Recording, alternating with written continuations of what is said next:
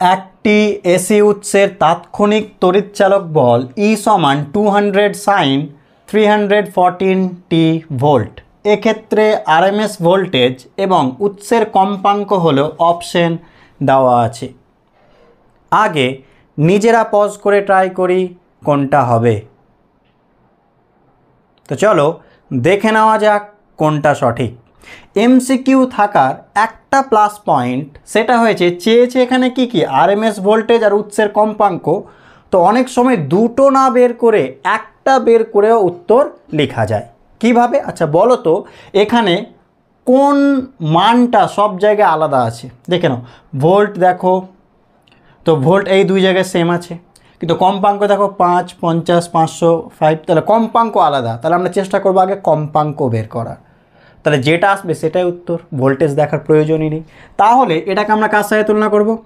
ই সমান এটাকে তুলনা করব E0 sin ওমেগা টি। তাহলে বলো কম্পাঙ্ক এফ সমান কি ফর্মুলা? ω/2π। এখানে ওমেগা মানে কি? যেটা টি এর দেখো টি এর সাথে যুক্ত আছে কত 314 বাই কত 2π। পায়ের ভ্যালু কত লিখতে পারি?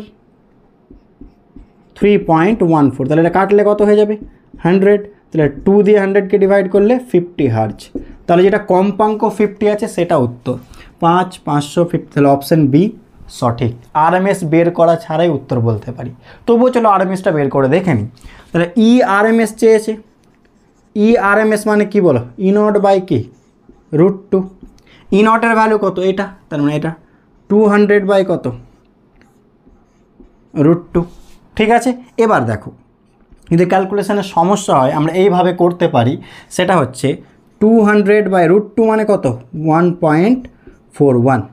এটাকে ডিভাইড করলে কত পেয়ে যাব? তাহলে 141.42 ভোল্ট। বুঝতে পারলাম তাহলে।